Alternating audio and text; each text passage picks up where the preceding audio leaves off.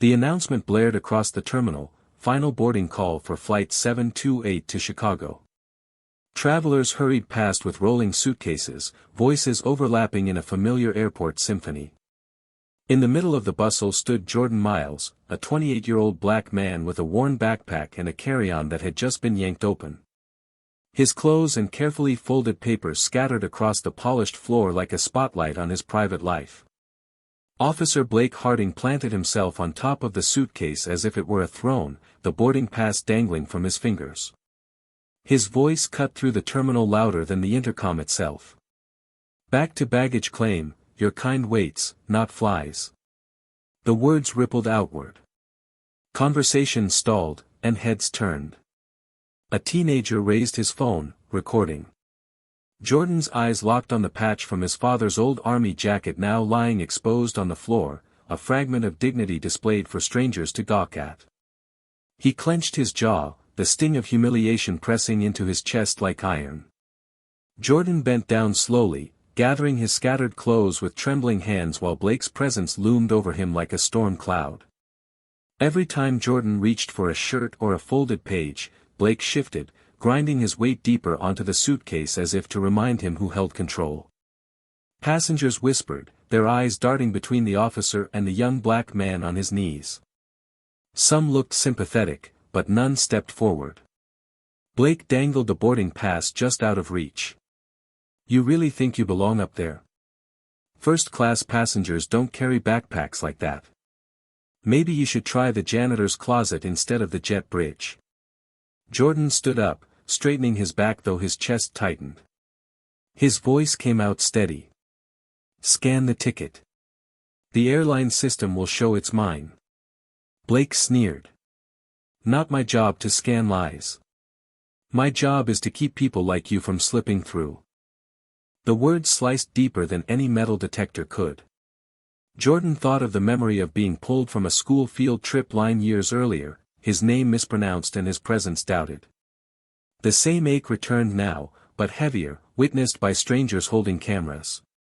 The terminal speakers called again, final boarding for Flight 728. Time was slipping. Jordan's chance to reach his assignment, the contract job that finally promised him steady income, hung in the balance. He clenched his fists, feeling humiliation harden into resolve. A scream ripped through the gate area. An older passenger collapsed near the check-in counter, his family shouting desperately in Arabic. The crowd surged with panic. Blake froze, glancing toward the chaos, but made no move. Jordan stepped forward without hesitation. "Clear the space," he called in English, then switched seamlessly into Arabic. "Calm down, help is on the way, give him air." The family's frantic eyes locked onto him, and they obeyed. He dropped to his knees beside the man, checking his breathing. Turning to the airport medics rushing over, Jordan translated every urgent word, his voice sharp and commanding. "Chest pain, 50s, unstable breathing. Oxygen now. He needs transport immediately." Passengers gasped, phones capturing every second. A ripple of recognition spread. The same man humiliated moments ago was now coordinating a rescue with authority and precision. Blake's grip on the boarding pass faltered. For the first time, he looked uncertain, caught in the glare of a dozen recording cameras. Jordan rose slowly, eyes steady on the officer. The terminal had shifted, the crowd no longer saw a suspect, but a savior. And Blake, once towering, now seemed impossibly small beneath their gaze. Captain Reynolds, head of airport security, pushed through the crowd. His stern presence silenced the whispers. He had already caught a glimpse of the recording screens, Blake perched on a passenger suitcase, mocking him, while the same passenger had just saved a life. "Miles?" Reynolds asked, and Mia Torres, the gate agent, quickly nodded. "Confirmed, sir. He's the contracted interpreter. I signed his papers myself." The captain's eyes hardened as he turned to Blake. "You sat on his luggage. You withheld his boarding pass. You mocked him in front of passengers. All of it's on camera." Blake stammered, "Sir, I was just trying to." Enough, Reynolds cut him off. You crossed every line of protocol. Hand over your badge for review. Effective immediately, you're relieved. Gasps rippled through the onlookers. Jordan stood still, his breathing steady, the crowd's gaze no longer piercing but protective.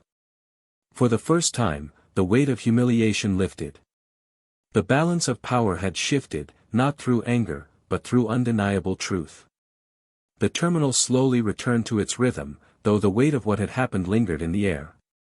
Passengers whispered not about Jordan's backpack anymore but about the way he had commanded the moment, bridging languages and saving a life.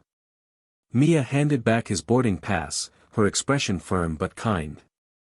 Your gate's still open. You've earned this flight. Jordan nodded, slipping the old army patch back into his suitcase.